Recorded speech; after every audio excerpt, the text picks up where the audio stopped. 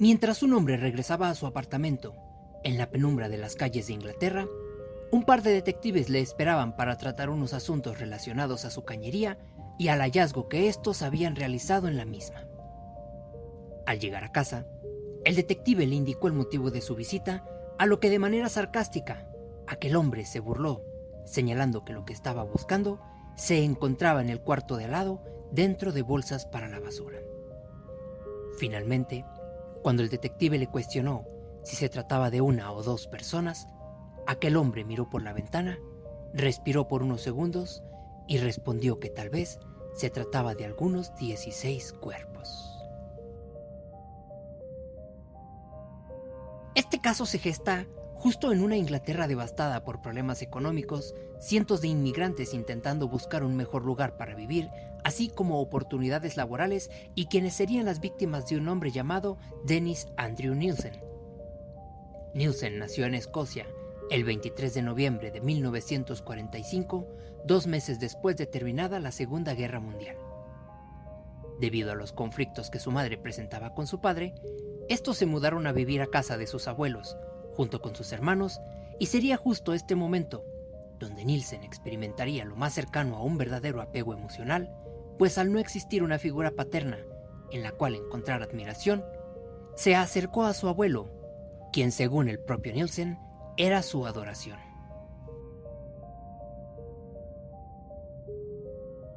Nielsen y su abuelo solían dar paseos cerca del mar, conversar, pescar y admirar los barcos pesqueros.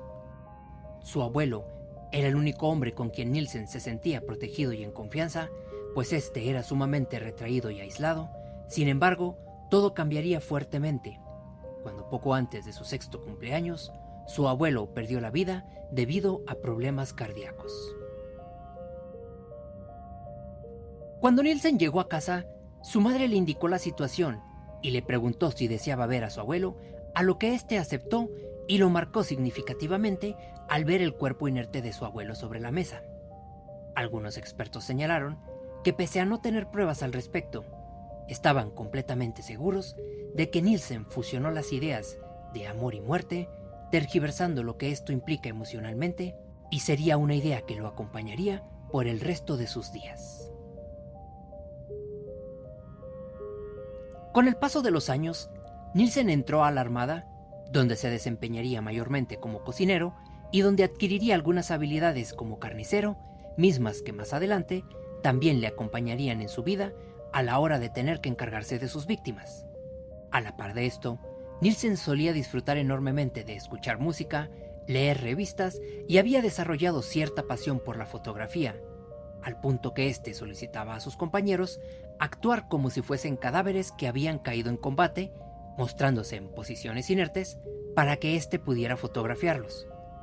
Sus compañeros,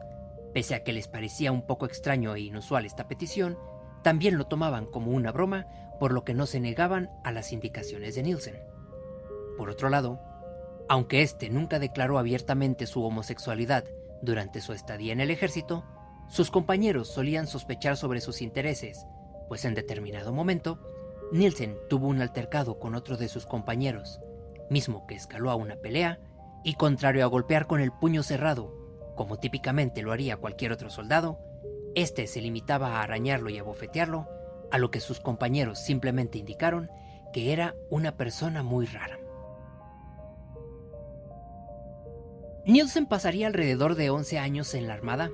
hasta que en 1970 decidiría abandonar el ejército y mudarse a Londres, donde se toparía con una escena que le permitiría identificarse a su manera, pues contrario a la rudeza y exigencia del ejército, este encontraría un ambiente amigable y amistoso, con personas cálidas, e incluso comenzaría a frecuentar los bar gays ubicados en la ciudad. Más adelante, Nielsen pasaría a formar parte de la Policía Metropolitana, pues el respeto y el reconocimiento que estos simbolizan, a la par de ser vistos como figuras de autoridad, le llenaban el ego enormemente, lo que le permitía satisfacer su necesidad y vacío emocional, pero sin cubrir el espacio sexual que éste presentaba, por lo que renunciaría poco antes de cumplir el año y pasaría a trabajar como reclutador en una agencia, donde más adelante se posicionaría en un buen puesto hasta que fue arrestado. Nielsen era considerado como un hombre amable, cordial y educado, aunque también sería señalado como alguien que no hablaba directamente contigo, sino a través de ti, posicionando su persona y sus necesidades durante toda la conversación sin que te dieras cuenta de ello. A pesar de esto, y del hecho de que no era una persona que fácilmente pudiera socializar o relacionarse con otros individuos,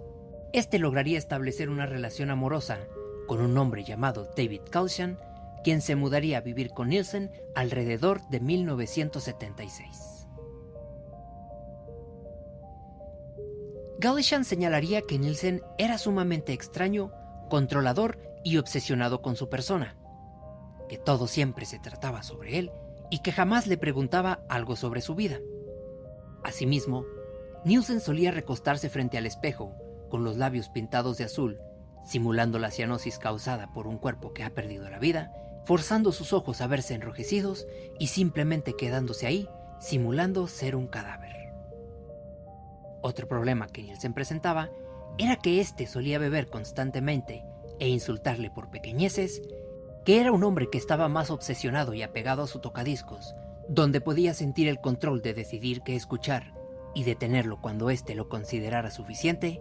y que aunque vivir con Nielsen era muy agradable cuando éste no estaba bebiendo, decidió abandonarlo,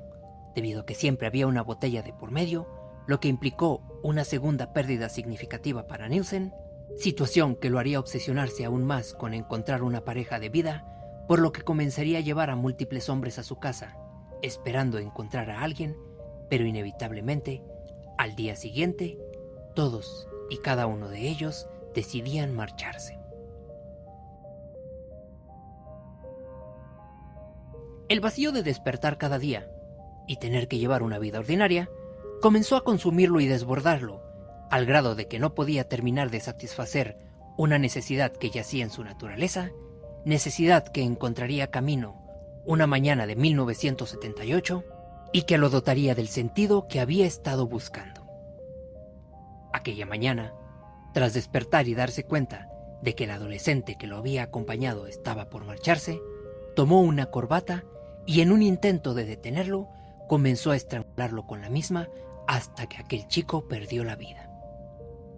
Finalmente y por primera vez, no solo podía controlar sus deseos, sino que ahora tenía frente a él un cuerpo que no hablaría, que no se marcharía y que lo llenaría en una pasión que había permanecido escondida. Nielsen tomó el cuerpo y lo llevó a la bañera, donde después de bañarle y limpiarle, le secó y posicionó en su cama, donde le colocó talco,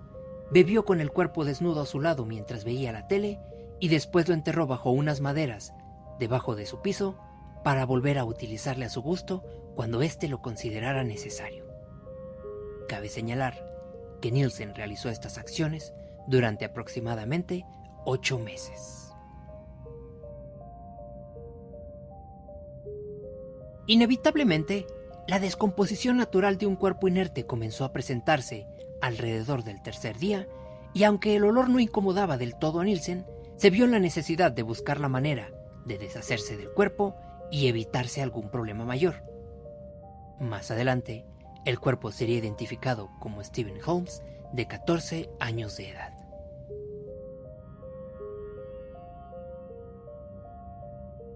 Una vez más,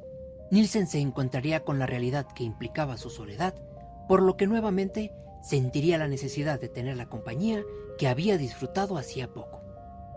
De esta manera, conocería en un bar a un joven estudiante de nombre Kenneth, con quien se ofrecería para mostrarle la ciudad. Kenneth y Nielsen visitarían un par de lugares turísticos, mismos de los que tomarían un par de fotografías, hasta que Nielsen le invitaría unas bebidas y una cena en su apartamento, situación que aquel joven aceptó sin dudar. Al llegar, vieron televisión, bebieron un poco y en determinado punto, Kenneth comenzó a escuchar el tocadiscos de Nielsen, situación que éste aprovechó para atacarlo por la espalda, enrollando el cable de los audífonos en su cuello y jalando fuertemente de este. Kenneth forcejeó hasta donde pudo, cayendo al suelo, pero la fuerza de Nielsen fue mucho mayor, por lo que al cabo de los segundos, este quedó inconsciente hasta que también perdió la vida. Nielsen dejaría el cuerpo en el suelo y se marcharía a dormir. Al despertar, tomó el cuerpo y lo posicionó en el armario para marcharse a trabajar, y cuando regresó, lo cambió de ropa, lo fotografió y posteriormente lo recostó en la cama, donde se situó a su lado y se dispuso a ver la televisión. Al igual que con el primer joven, Nielsen realizó estas actividades durante varias semanas, guardando el cuerpo debajo de las tablas de su piso, hasta que se vio en la necesidad de deshacerse de este, pues el reporte de desaparición del joven había comenzado a circular.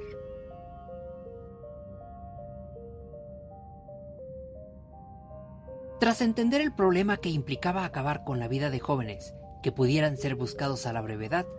Nielsen cambió de giro y comenzó a frecuentar las concurridas calles de Londres, donde solían a quedarse a dormir jóvenes que se habían mudado a este lugar buscando mejores oportunidades laborales, y sería justo aquí donde conocería a Martin Duffy. Duffy había decidido mudarse a Londres intentando desarrollarse profesionalmente y fue abordado por Nielsen, quien tras enterarse que éste había estado durmiendo en las calles, le ofreció comida y refugio, a lo que Duffy aceptó acompañarle. Al llegar a casa de Nielsen, comenzaron a beber hasta que éste se quedó dormido, a lo que Nielsen lo atacó de la misma manera que a las otras dos víctimas, y tras quedar inconsciente y notar que aún tenía pulso, llenó de agua el fregadero de la cocina, donde le sumergió su cabeza hasta que finalmente Duffy perdió la vida. En los días posteriores, Nielsen no solo lo bañaría y dormiría con este, sino que también decidió complacerse en reiteradas ocasiones, aunque a diferencia de los otros dos cuerpos, a este decidió conservarlo, a la par de que conseguía nuevas víctimas, a quienes también privaba de la vida para satisfacer su vacío emocional. No obstante, el olor de los cuerpos que éste escondía debajo de su piso era cada vez más insoportable, por lo que, haciendo uso de las habilidades que éste aprendió en el ejército con respecto a la carnicería, decidió cortarlos en partes e incendiarlos en su jardín para deshacerse completamente de estos, a la par de que nuevamente enterró los huesos en un terreno aledaño a su propiedad. Para este punto, Nielsen había terminado con la vida de aproximadamente 12 personas en poco menos de 2 años.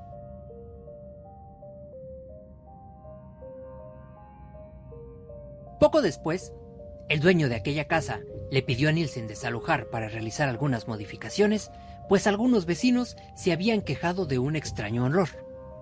Nielsen se vio obligado a mudarse a un apartamento que ya no conectaba con el jardín, lo que le impedía incendiar cuerpos, por lo que se mantuvo tranquilo por un tiempo. No obstante, su necesidad cada vez mayor se presentaba con reiteradas urgencias, y la ansiedad de control continuaba desbordándole, por lo que una vez más decidió cubrir esa urgencia con un joven de 21 años de nombre Carl Stutter.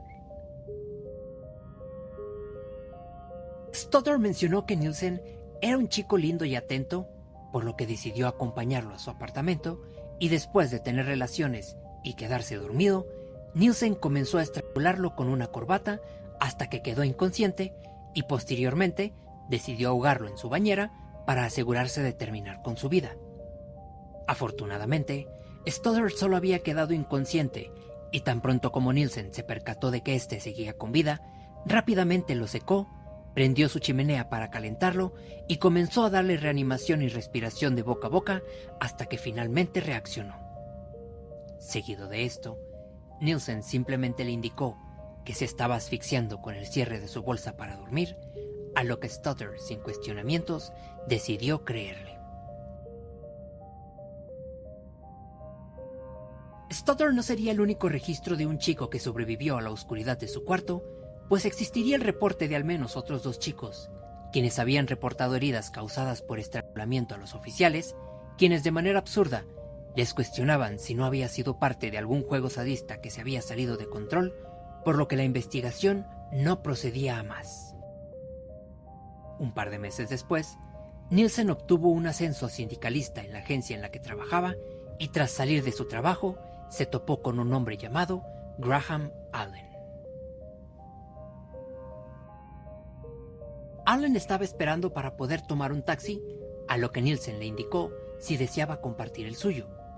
Este aceptó la invitación, charlaron un poco y posteriormente Nielsen lo invitó a su apartamento como comúnmente solía hacerlo. Durante la cena, Nielsen se levantó de la mesa y se acercó silenciosamente hacia Allen por la espalda mientras éste estaba cenando y comenzó a estrangularlo fuertemente hasta que éste perdió la vida. Sin embargo, contrario a su antigua casa, donde podía esconder el cuerpo debajo del piso de madera, en esta ocasión se vio obligado a dejarlo en la bañera hasta que tomó la decisión de usar un cuchillo de carnicería y cortarlo en pedazos. Algunas de las partes del cuerpo de Allen fueron arrojadas por la coladera y el retrete de su baño, mientras el resto fue colocado en unas bolsas para la basura y guardado en su armario.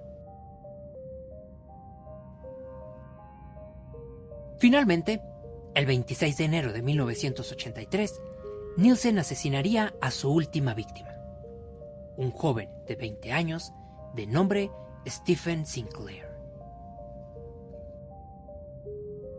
Sinclair acompañó a Nielsen a su apartamento después de que éste le comprara un poco de comida. Como ya era costumbre de Nielsen, le ofreció bebidas alcohólicas hasta que éste se quedó profundamente dormido, situación que una vez más Nielsen aprovechó para terminar con su vida. Posteriormente, bañó el cuerpo y lo secó, para finalmente recostarlo en su cama, colocar unos espejos alrededor para poder contemplarse y le dio un beso de buenas noches. Al día siguiente, decidió cortarlo en pedazos y se deshizo nuevamente de algunos restos en su inodoro, mientras que lo demás lo colocó en bolsas para la basura. En los días posteriores, tanto Nielsen como los vecinos se quejaron con el dueño de que la cañería estaba tapada, por lo que el dueño decidió abrir la cloaca y se percató de que algunos restos gelatinosos estaban atascados por todas partes, acto por el que decidió llamar a los servicios de plomería, mismos que acudirían a la mañana siguiente a revisar aquel lugar. Tras abrir la cloaca, se percataron de un olor muy inusual. Fuera del típico olor causado por los desechos del cuerpo, había un olor insoportable, así como lo que parecían ser cartílagos de huesos y restos de alguna masa, que lo llevaron a teorizar que algún carnicero había trabajado y desechado los desperdicios en aquel lugar. Sin embargo, después de revisar detenidamente los desechos, confirmó que no se trataba de algún animal, sino que más bien parecían restos humanos, por lo que decidió alertar a su superior, quien posteriormente dio parte a las autoridades. Los oficiales congeniaron en lo señalado por el plomero, por lo que decidieron enviar unas muestras a examinar con un patólogo, quien confirmó que efectivamente se trataban de restos humanos y que eran restos de distintas personas, por lo que se inició una rápida investigación en aquel lugar, misma que los llevó a confirmar que el bloqueo venía desde más de la mitad del edificio hacia arriba, lo que inevitablemente los dirigió al apartamento de Dennis Nielsen. El detective y un par de oficiales le acompañaron a esperar el regreso de Nielsen del trabajo, quien tras su arribo fue interceptado por los oficiales y el detective, mismo que se presentó e indicó a Nielsen estar ahí para hablar sobre un problema de su cañería.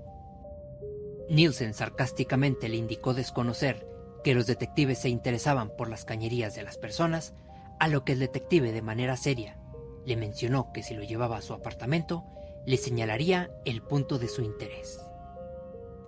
Al entrar en este, un desagradable olor de carne en descomposición les penetró fuertemente y el detective le señaló que restos humanos habían bloqueado su cañería y le ordenó mostrarle dónde estaba el resto del cuerpo. Tras esta petición, Nielsen solo se limitó a indicar que se encontraban en bolsas de plástico en el cuarto de al lado. Camino a la estación, uno de los oficiales que iba sentado junto a Nielsen le preguntó si se trataba de uno o tal vez de dos cuerpos, a lo que Nielsen serenamente miró por la ventana y tras emitir un pequeño suspiro, le indicó que ninguna de las dos, sino que tal vez se trataba de algunos 16 cuerpos. Nielsen confesó su actuar tanto a los oficiales como a los médicos y psiquiatras que se encargaron de su tema. Este señaló haber llevado aquellos actos en total uso de sus facultades mentales y con toda la intención de acabar con las personas, por lo que fue condenado a cadena perpetua sin posibilidad de libertad condicional. Ya ubicado en prisión, Nielsen recibió el ataque de uno de los reos, quien lo hirió en el pecho y en el rostro con una navaja, por lo que fue atendido de urgencias en un hospital. Sin embargo, esta complicación no escalaría a más. Finalmente, el 10 de mayo del 2018, Nielsen fue ingresado de nuevo a un hospital por problemas estomacales y se le diagnosticó un aneurisma aórtico, mismo que pese a la atención recibida, terminó con la vida de Nielsen el 12 de mayo del mismo año a la edad de 72 años. Como dato curioso, a Nielsen también se le conoce como el Jeffrey Dahmer británico, debido a la similitud de los actos que llevaron a cabo, pese a que Nielsen fue conocido y arrestado mucho antes que Dahmer. Quiero agradecer a quienes han pasado a formar parte de este canal, extendiéndoles un cálido abrazo, y continúo abriendo la invitación a los demás usuarios a unirse a esta pequeña comunidad, así como a dejar su like, y los invito a reflexionar lo siguiente. Nielsen pasó años intentando conservar una obsesión que jamás logró cubrir su soledad. Este caso nos lleva a la inevitable conclusión de que algunos vacíos son tan profundos que nada logra llenarlos, y más importante aún, que en un desesperado intento por lograrlo, quedó únicamente la ausencia y el silencio de las víctimas que quedaron en el olvido. Yo soy Franco y les deseo una excelente noche.